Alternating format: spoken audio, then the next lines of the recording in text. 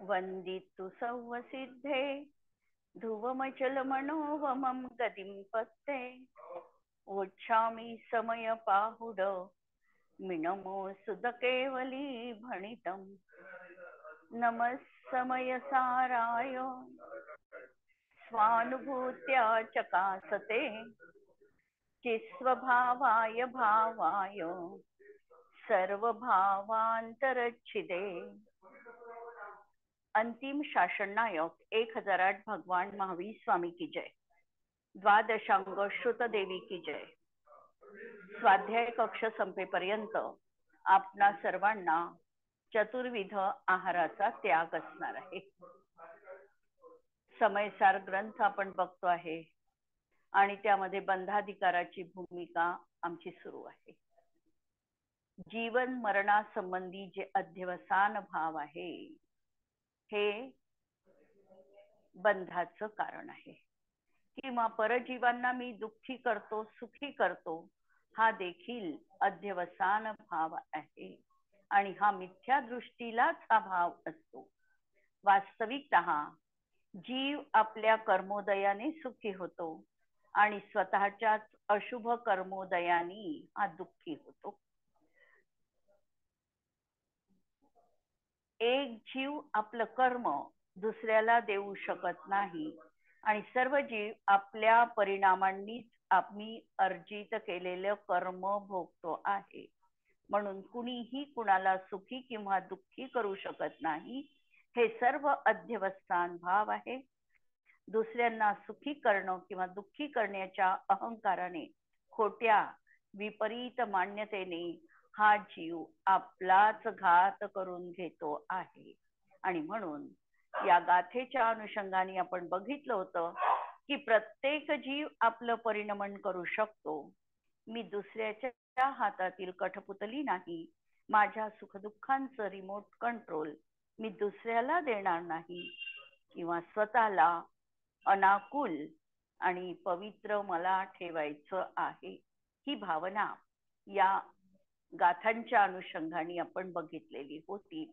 आणि यानंतर अमृतचंद्र आचार्य कलश ठेवत आहे, कलश 168 नंबरचा।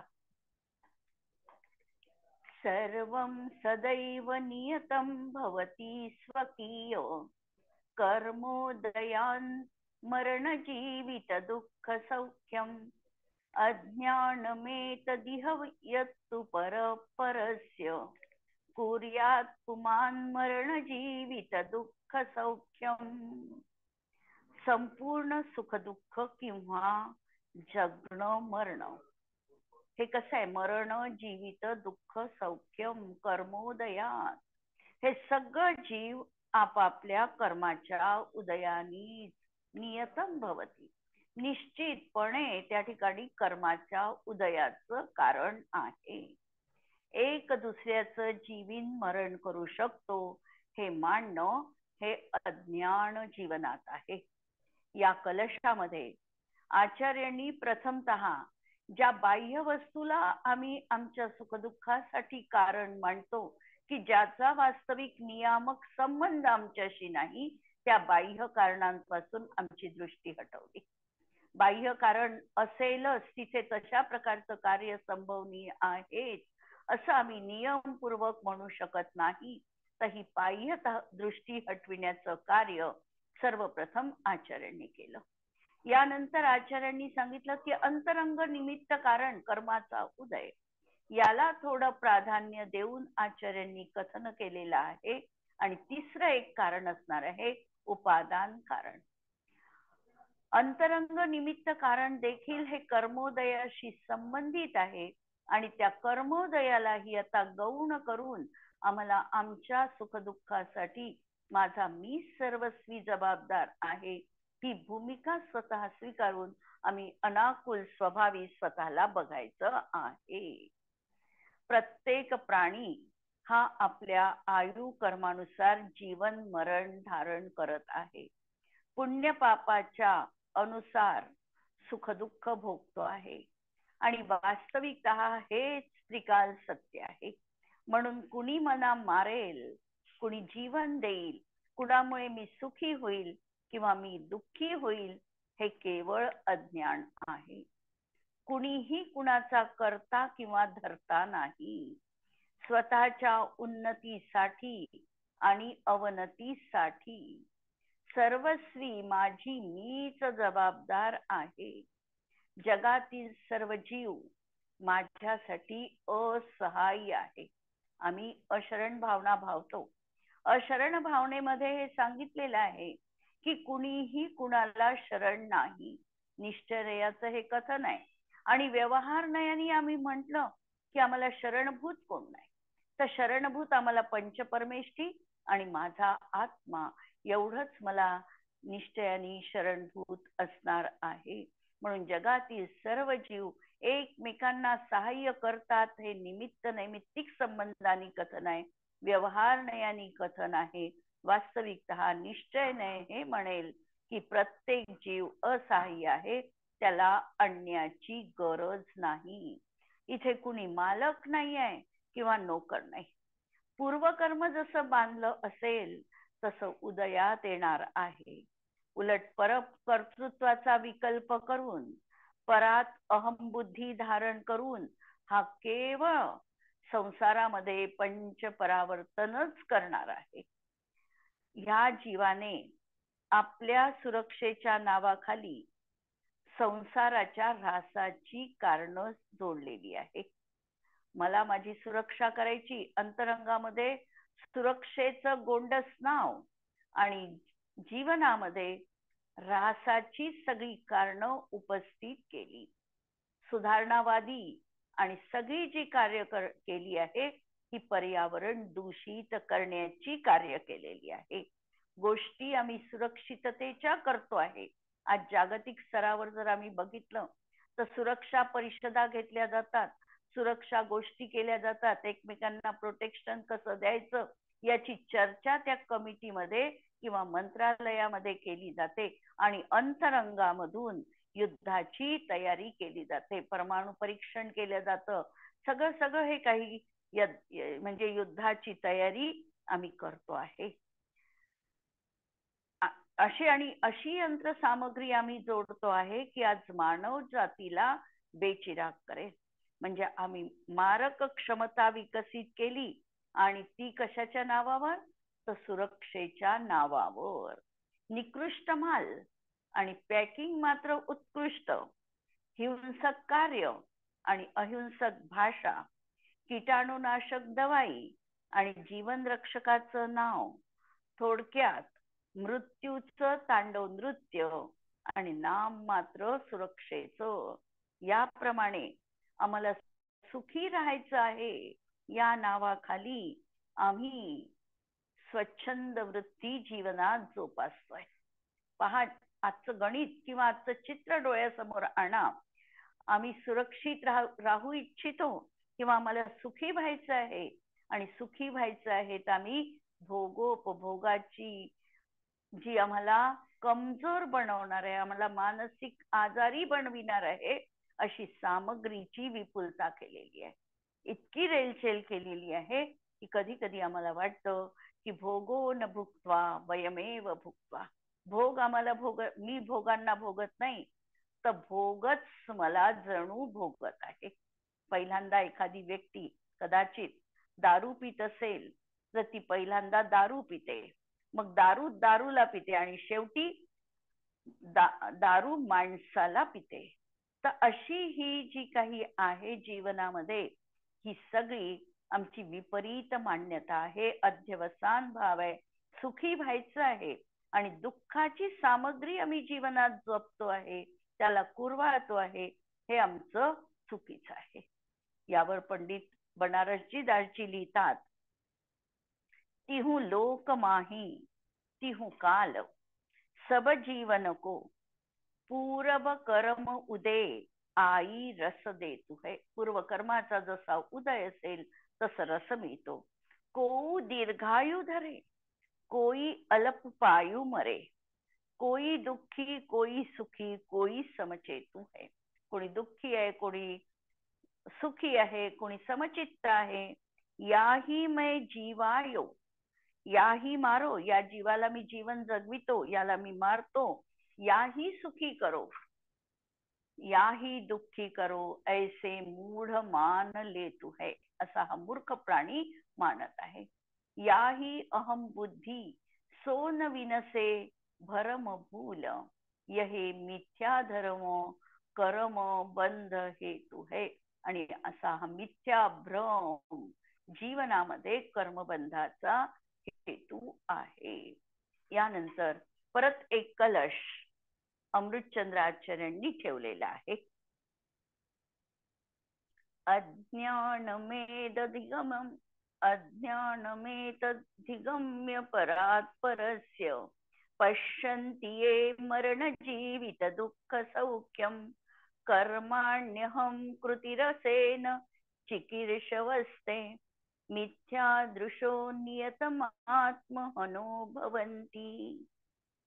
याप्रमाणे पूर्वोक्त अज्ञानास प्राप्त होऊन, पूर्वोक्त अज्ञान म्हणजे खोटे अध्यवसाय अंतरंगामध्ये मानून, मी सुखी दुसऱ्यामुळे झालो, मी दुःखी दुसऱ्यामुळे झालो, मला जीवन दुसऱ्यामुळे मिळालं, मला मरण दुसऱ्यामुळे मिळालं, आणि दुसऱ्याकडून करून घेणं, अशा तऱ्हेने ह्या मिथ्या अध्यवसानाला अज्ञानाला प्राप्त होऊन जो पुरुष परापासून पराचं जीवित मरण सुखदुःख पाहतात, ते पुरुष मी या कर्मास करतो अशा अहंकार रसाने कर्म करण्यास इच्छुक होतात.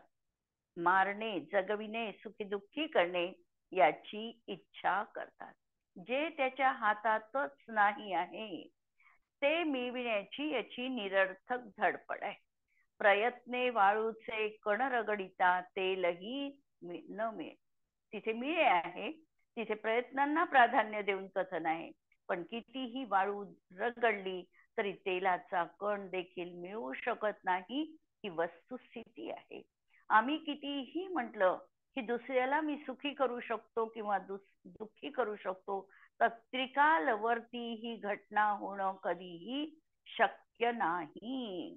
आणि हा अभिप्राय जीवनामध्ये ठेवून वास्तविकतः हा आत्मवंचना करतो आहे, आत्मघात जीवनामध्ये करतो आहे, मिथ्यात्व जीवनामध्ये जपतो आहे, त्याला वाढवितो आहे, त्याची पुष्टी करतो आहे. भावार्थ, जे दुसऱ्यास मारणे, जगविणे, सुखी दुःखी करणे इत्यादी अभिप्राय करतात, ते नियमाने मिथ्या दृष्टी असतात. ते आपल्या स्वभावापासून स्वयमेव च्युत होऊन रागी द्वेषी मोही होतात आणि स्वयमेव आपलाच घात केल्याने हिंसक होतात. आचार्यांच्या निर्देशानुसार जर हा जीव श्रद्धा करेल तर सहजच तणावापासून दूर होईल. आज जीवनात इतका ट्रेस आमच्या आहे, इतकं आम्ही परकर्तृत्व आणि इतकी झोडथोप जीवनामध्ये आहे की आमच्या मनामध्ये एक तणावयुक्त बीपीचे आम्ही शिकार बनतोय, कोलेस्ट्रॉलचे आम्ही शिकार बनतो आहे. आमची सहज वागणूक राहिली नाही. जर आचार्यांच्या कथनानुसार आम्ही श्रद्धा करू तर सहजच या तणावापासून दूर होऊ. कारण कधी कधी केवळ विचारांनी हा कर्म बंद करतो. काहीही आम्ही करू शकत नाही, पण केवळ त्या विचारामध्ये आम्ही एवढं गुरफटलेलो आहे की आम्हाला त्या विचारांनीच कर्म बंद होत आहे. आम्हाला दिसत आहे की या ठिकाणी आमचा वश चालू शकत नाही. आम्ही काहीही केलं तरी समोरची प्राप्त परिस्थिती बदलता येत नाही असं आम्हाला पक्क माहिती आहे. आणि तरी देखील विचारांचा गुंता आमच्या अंतरंगामध्ये आहे आणि हा कर्मबंधाला कारण आहे. मग आता अशा परिस्थितीत आम्ही काय करायचं काय? तर आमची ती समस्या कशी निराकरण होऊ शकेल याचा शांत चित्ताने विचार करायचा. आमचं वश चालत नाही, पण आम्ही आमच्या परिणामांमध्ये समता आणू शकतो की नाही हा प्रयत्न आम्हाला करायचा आहे. उदाहरणार्थ, एखाद्या वेळेला आपण यात्रेला जातो आणि आमची गाडी रस्त्यामध्ये फेल पडते आणि ड्रायव्हर सांगतो की 3 घंटेपर्यंत आता गाडी दुरुस्त होणं नाही, कोणती तरी मदत मिळेल आणि त्यानंतर हे सगळं काही होईल. आता ही वस्तुस्थिती आमच्या डोळ्यासमोर दिसते आहे. इथे आमचा काहीही वश चालत नाही. इथे प्राप्त परिस्थिती आम्हाला स्वीकारणं भाग आहे. पण तरीही आमच्या मनाची आकुलता अशी सुरू असते की इतक्यात आम्ही ती गोष्ट बोलून दाखवतो की काय माहित कधी सुरू होणार आहे, काय माहित कधी सुरू होणार आहे. आणि केवळ प्राप्त परिस्थिती बदलता येत नाही आणि विचारांचा हा अतोनात गुंता हाही आम्हाला कर्मबंधाला कारणीभूत ठरतो. अशा परिस्थितीमध्ये आम्ही शांत चित्ताने राहून आम्ही दुसरं काहीतरी विधायक कार्य त्या ठिकाणी करू शकतो. आम्ही एक आमच्या देवाची आराधना करू शकतो, एखाद्या वेळेला आम्ही माळ करू शकतो, किंवा एखाद्या चांगल्या गोष्टी, जसं आम्ही समजा समूह रूपाने गेलो असू तर त्याच ठिकाणी आम्ही कवितेच्या भांड्या खेळू शकतो, आणखी काही गोष्टी करू शकतो की जेणेकरून आम्ही स्ट्रेस घेणार नाही त्या गोष्टीचा. पण असं बरेचदा घडत नाही. आम्ही ती गोष्ट इतकी आम्ही स्वतःवर त्या ठिकाणी ओतून घेतो आणि त्यामुळे आम्हाला कर्मबंध होतो. जर हा अन्य विकल्पापासून वाचला अशा तऱ्हेच्या, तरी जीवन समाधानी आणि आनंदी होऊ शकतं. प्राप्त परिस्थितीला स्वीकार करण्याची जर कला कथंचितही थोड्याफार प्रमाणामध्ये आम्ही स्वतःमध्ये उतरवून घेतली की प्राप्त परिस्थिती आहे ती बदलणं माझ्या हातात नाही, त्याला मला स्वीकार करायचंय, स्वीकार करत असताना ती आनंदाने स्वीकारायची की दुःखी अंतःकरणाने स्वीकारायची, एवढाच विकल्प आमच्या समोर आहे.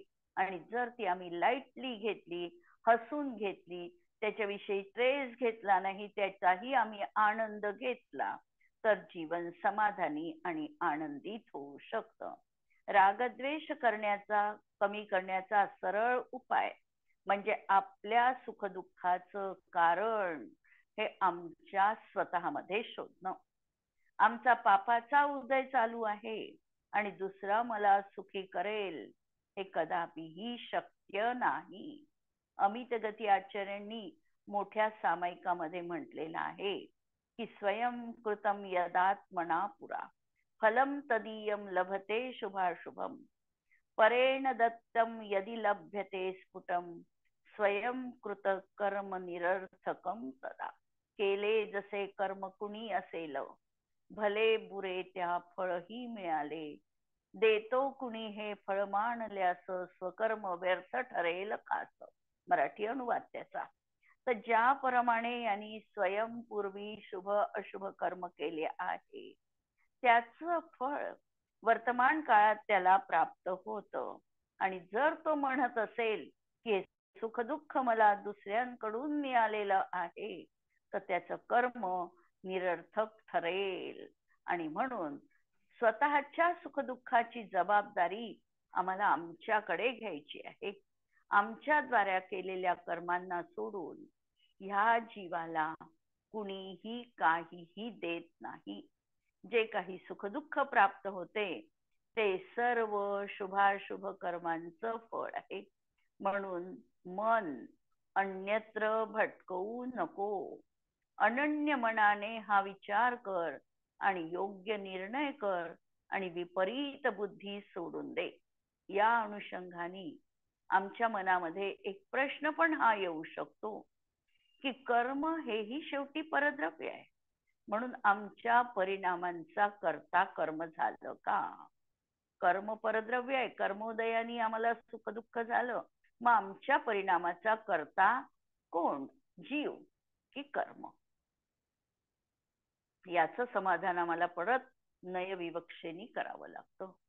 कर्मोत्पत्तीसाठी, कार्योत्पत्तीसाठी 2 कारणांची चर्चा आगमात आहे. 2 तऱ्हेचं कारण आज आगमामध्ये हे आलेलं आहे. कोणतं आलेलं आहे? कार्य होत असताना तसे 5 समवाय पाहिजे.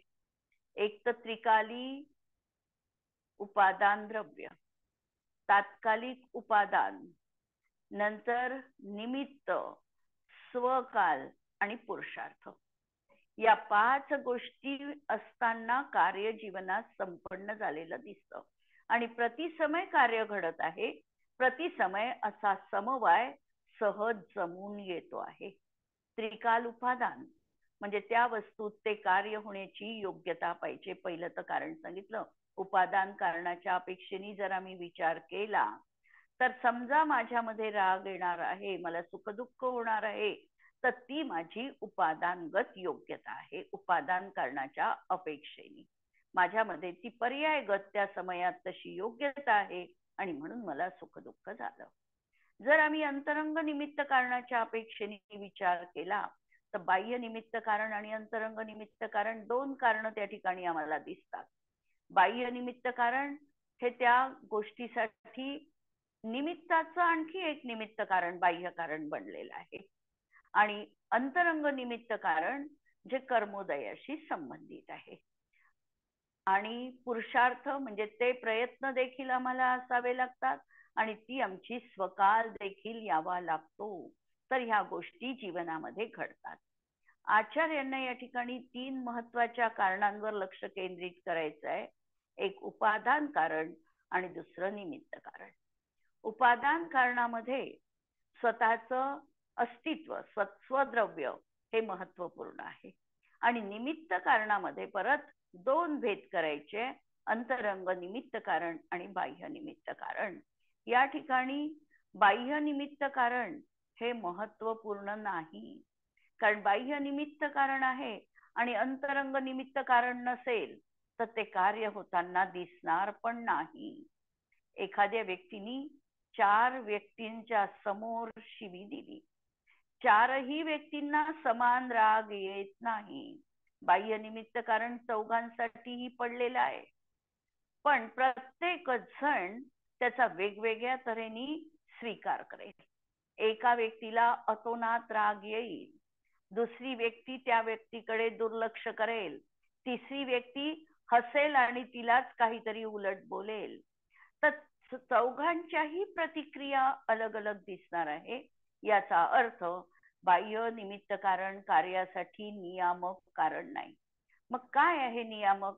तर अंतरंग कर्माचा उदय, अंतरंग निमित्त कारण. जसं ज्याचं अंतरंग निमित्त कारण असेल, ज्याला क्रोध कषायाचा तीव्र उदय आला असेल त्याला अतोनात राग येईल. ज्याचा मंद उदय सुरू असेल तो कदाचित तिथे थोडी प्रतिक्रिया देईल, कदाचित हसेल, कदाचित दुर्लक्ष करेल. ज्याला क्रोधाचा उदय नसेल तो तिकडे बघणार पण नाही, तो आपल्या रस्त्याने वाटचाल करेल. तर अशा ह्या सगळ्या काही गोष्टी जीवनात पाहायच्या असणार आहेत. प्रत्येक जीवाचं जीवन मरण सुख दुःख याचं उपादान कारण हा त्या जीवाची त्या समयातील पर्यायगत योग्यता आहे. जसं सांगितलं, आयु क्षय म्हणजे मृत्यू हे अंतरंग कारणाच्या अपेक्षेने विचार केला. उपादान कारण म्हणेल त्या जीवाची ती पर्याय सोडण्याचा त्याचा तो स्वकाल होता, म्हणून तो मृत्यूला पोचला. उपादानगत योग्यतेच्या अपेक्षेने तसा विचार केला जाईल. बाह्य निमित्त कारणाच्या अपेक्षेने मरणाचं कारण शोधलं तर अनेक कारण आम्हाला दिसतील. त्याला रोग झाला होता, त्याला ऍक्सिडेंट झाला होता, कोणतंही कारण त्या ठिकाणी दिसेल आणि त्याला त्या अपेक्षेने मांडणं, असं प्रत्येक कारण बघून त्याची अपेक्षा समजून ते कारण त्या परिस्थितीत तसं आहे हे अपेक्षेचं कथन आहे आणि त्याला त्या अपेक्षेने मांडणं हे वास्तविक सम्यक ज्ञान आहे. वास्तविक निश्चयाने कुणी कुणाचं मरण जीवन सुख दुःख हे करू शकत नाही. आणि या गाथेमध्ये आयु कर्माच्या निमित्ताने कथन केले आहे. इथे निमित्ताकडे कर्तृत्व द्यायचं नाही. निमित्ताने कार्य केलं, हा जो परिणाम झाला कर्मोदयानी झाला असं या ठिकाणी निश्चितपणे म्हणायचं नाही. तर काय करायचं आहे? तर जे निश्चय जाणत नाही त्यांना निश्चयाकडे नेण्यासाठी हे कारण त्या ठिकाणी सांगितलेलं आहे. ज्यांना निश्चयच माहिती नाही त्यांना निश्चय काय आहे हे समजण्यासाठी या ठिकाणी इथे कथन आहे. वास्तविकतः सुखाच्या साधन रूपाने जे अनुकूल सामग्री जीवाला प्राप्त होते ती आपापल्या स्वचतुष्टय रूप पर्यायगत योग्यतेने आपल्या काली आणि आपल्या उपादानाने मिळते. वाक्य लक्षात घ्या. आम्हाला ही जी काही संसारामध्ये अनुकूलता लाभली आहे, सुखरूप सामग्री लाभलेली आहे, ही का? तर ती सामग्री आपल्या स्वचतुष्टय पर्यायगत योग्यतेने आपल्या काली आणि आपल्या उपादानाने तिथे आहे. त्यावेळेस माझं निमित्त पडलं सातावेदनीय कर्माचा उदय आणि यातील समकाल पाहून व्यवहार नयाने म्हटल्या जाते की ती कर्माच्या उदयाने बाह्य सामग्री मिळते. आचार्यांचा प्रत्येक गोष्टीचा इतका खोलवर विचार आहे. प्रत्येक गोष्टीची त्यांनी इतकी मुळात जाऊन चिकित्सा केलेली आहे की कोणतं मूळ कारण आहे, ओरिजिनल कारणापर्यंत ते पोचलेले आहे. आम्ही वरवरची कारण पाहतो आणि वरवरच्या लोकांना दोषी ठरवतो, पण आचार्यांची ही दृष्टी कधीही नाही. ते मूळ स्रोतापर्यंत आलेले आहे आणि त्या ठिकाणी जे कारण दिसणार आहे त्या कारणाला त्या कार्याचा नियामक करता ते म्हणणार आहे. याविषयी पंडित दौलतरामजी बनारसजी दासजी म्हणतात, जहां लो जगत के निवासी जीव जगत में, जगत के निवासी जीव जगत में सबे असाहू को काहू को धनी है. कुणीही कुणाचा स्वामी नाही, कुणीही कुणाचा मालक नाही. प्रत्येक जीव कसा आहे, असहाऊ असहाय्य आहे. तो केवळ आहे, एकटा आहे. तो दुसऱ्यावर अवलंबून नाही. या जगामध्ये कुठलीही व्यक्ती आहे ती प्रत्येक जण आपलं भवितव्यता घेऊन आलेली आहे. ती दुसऱ्यामुळे जगत नाही. ही असहाय्यपणाची गोष्ट, अशरणपणाची गोष्ट लक्षात घ्यायची आहे. जैसी जैसी पूर्व कर्म सत्ता बांधी चिन, ज्यानी ज्यानी पूर्व कर्म सत्ता जशी मांडली आहे तैसी उदय में अवस्था आई बनी है, तशी ही अवस्था जगामध्ये होणार आहे. एते परी जो कहूं की मैं जीवाऊ मारू, आयुची तशीच व्यवस्था असणार आहे. आणि हे सगळं असताना देखील असा जीव जर कुणी म्हणत असेल की मी जीवाऊ या मारू इत्यादी अनेक विकल्प बात घनी है, ही केवळ विकल्पांची चर्चा आहे. सो तो अहम बुद्धी सो विकल भयो तिहू काल, तो अहम बुद्धी जीव आहे आणि तो विकल भयो तिहू काल, आणि तो तीनही कालामध्ये विकल होणार आहे, म्हणजे दुःखीच होणार आहे. या विकल्पांनी, खोट्या मान्यतेनी जीव कधीही सुखी होऊ शकत नाही. म्हणून तो विकल भयो. डोले निज आत्म सकती तीन हनी है, आणि ती आत्म्याची शक्ती त्याचा त्या ठिकाणी अभाव होणार आहे. अशा तऱ्हेने या कलशाला आपण बघितलेला आहे. आणि आता परत आचार्य कुंद कुंद भगवान 2 गाथांमध्ये हाच भाव दृढ करतात. जो मरदी जो यो दुहिदो जायदि कम्मोदयेन सो सव्वो तम्हादु मारिदो दे दुहाविदो चेदिनहु मिच्छा.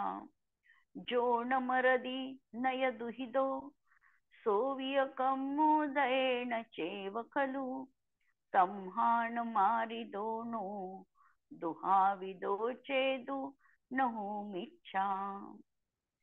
जो मरती, जो जीव मरण पावतो आणि दुहिदो जायदी, दुःखी होतो, सो सव्वो कम्मोदयेन, तो आपल्या कर्माच्या उदयानी होतो. तम्हादू, ते मारिदो दुहाविदो, माझ्या करवी तो मारल्या गेला किंवा दुःखी झाला. पहिल्या ह्याच्यात मी दुसऱ्यांकडून झालो, आता माझ्या करवी दुसरे, हा भाव आहे. असा समज खरोखर मिथ्यात्व नाही का, खोटा नाही का?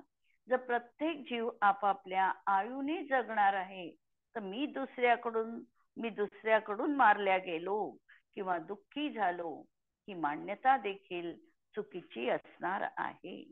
तसेच जो जीव न मरदी न दुःखी मरत नाही किंवा दुःखी होत नाही, तोही वास्तविक आपल्या कर्माच्या उदयाने दुःखी होत नाही, तर त्याचा साथाचा उदय आहे, आणि मरत नाही तर त्याचा आयु अजून शिल्लक आहे. या कारणाने माझ्याने मारला गेला नाही किंवा दुखविला गेला नाही हा अभिप्राय खोटा नाही का? अर्थात खोटाच आहे. टीका पहा. निश्चयाने जो जीव मरतो, जगतो, दुखी होतो, सुखी होतो, तो आपल्या कर्माच्या उदयानी होतो. कारण त्या कर्मोदयाच्या अभावी त्या जीवाचं सुखदुःख जीवित मरण होऊ शकत नाही. म्हणून हा माझ्याने मारल्या गेला, जगविला, सुखी दुःखी झाला असे पाहणारा आणि मानणारा मिथ्या दृष्टी आहे. कोणीही जीव कुणाच्या मारल्याने मरत नाही, जगविल्याने जगत नाही, सुखी दुःखी केल्याने सुखी दुःखी होत नाही. परत लक्षात घ्यायचं, निश्चय नयाच्या प्रधानतेने हे कथन आलेलं आहे. तो स्वकीय कर्मोदयानेच तसा होतो, तर मग मी मारतो, जगवितो आदी सर्व संकल्प विकल्प अभिप्राय खोटे नाहीत का? जसे तो अपेक्षितो तसे घडणे त्याचे स्वाधीन नाही. त्याला जी अपेक्षा आहे तसं त्याचं घडत नाही, म्हणजे ती गोष्ट त्याच्या स्वाधीन नाही. कदाचित कावळा बसावा आणि फांदी मोडावी, याप्रमाणे याची भावना आणि कर्मोदय रूप भवितव्य याचा योगायोग झाला तरीही त्यात त्याने भावनाच तेवढी केली, जे घडले ते त्याच्या कर्मोदयानेच घडले. एखाद्या वेळेला एखादी गोष्ट आम्ही इच्छितो आणि तशा प्रकारे ती घटना घडते. मग आम्ही असं म्हणतो की मी इच्छा केली म्हणून ही गोष्ट अशा प्रकारे घडलेली आहे. ही मान्यता देखील आमची चुकीची आहे, कारण मी इच्छिलो म्हणून समोरच्या व्यक्तीने तसं वागलं हे चुकीचं आहे. मी म्हंटल हा निमित्त नैमित्तिक संबंध असू शकतो, पण त्यांनी अंतरंगामध्ये ती गोष्ट ठाण मांडली की मला हे करायचंय, असं वागायचं आहे, आणि म्हणूनच त्या व्यक्तीने तशा प्रकारचं कार्य केलं. जसं मी म्हंटल की मंदिरात जायला हवं आणि समोरची व्यक्ती मंदिरात जायला लागली, माझा अहंकार त्या ठिकाणी जागा होतो आणि मी म्हंटल म्हणून हा मंदिरात जायला लागला, अशी मान्यता आमची बनते. ही मान्यता विपरीत आहे. मी केवळ निमित्त मात्र आहे आणि त्याच्या मनामध्ये तो भाव त्या क्षणी जागृत झाला, त्याचा स्वकाल पण तशा प्रकारचा मंदिरात जाण्याचा होता आणि म्हणून ती व्यक्ती मंदिरात गेलेली आहे. ही गोष्ट श्रद्धा अपेक्षेने, अभिप्राय अपेक्षेने आम्हाला समजायची आहे. तर अशा प्रकारे मी भावनाच तेवढी करू शकतो, मी पराच करू शकत नाही. आणि माझ्या भावनेचा मी करता आहे, त्याच्या क्रियेचा मात्र मी करता त्याही समयामध्ये असू शकत नाही. तर ही जी विभाजन रेषा आहे, ही जी भेदविज्ञानाची कसोटी आहे, ही जीवनामध्ये आम्हाला सदैव वापरायची आहे. आज आपण या ठिकाणी थांबतो आहे. जिनवाणी के ज्ञान ते सूझे लोकालोक, सो जिनवाणी मस्तक नमो सदा देत हो. नमो अरिहंताणम, नमो सिद्धाणम, नमो आयर्याणम, नमो वज्रायाणम, नमो लोए सवसाहुणम. सर्वांना जय जिनेंद्र.